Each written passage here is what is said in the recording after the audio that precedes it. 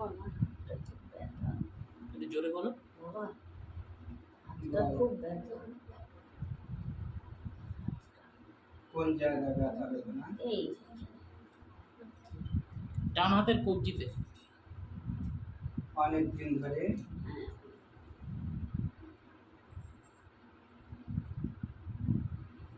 অনেক কিছু করেছিস, কিছু হয়নি, তাই তো?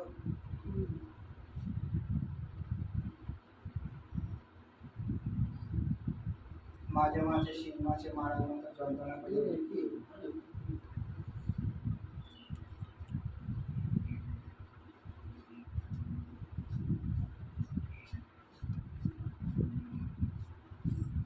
হাত ঘেরা রয়েছে, ওষুধ তো আলাদা করেছিস, কিছুতে কিছু করিনি।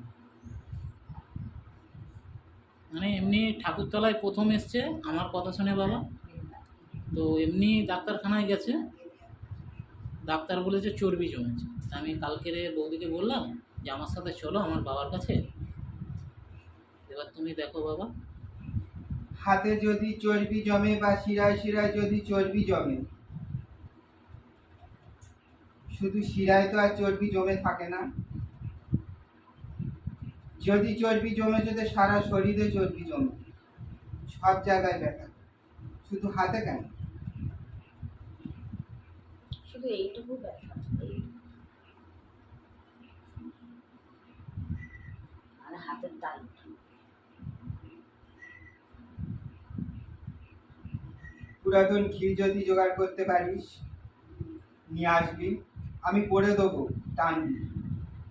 নতে এক ডাকে সর্ষের তেল নিয়ে আসবি, আমি পরিয়ে দেবো। নিয়ে এসছে বাবা। তবে কিন্তু হাত যে ঘেরা রয়েছে, সেই ঘেরা আগে কাটতে হবে।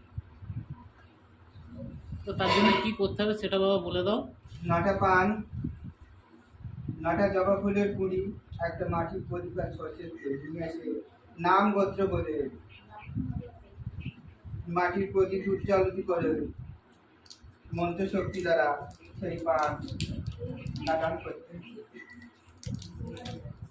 করলে, আর একটাকে যদি তেল নিয়ে আসা থাকবে নিয়ে আসবে, বাবা তেল এনেছি, পরে দেবো। তারপরে জল এনেছি। বাবা এই সর্ষের তেল সামনেটা দিয়েছি, আর ওই সঙ্গে একটু জলও পরিয়ে দেবে।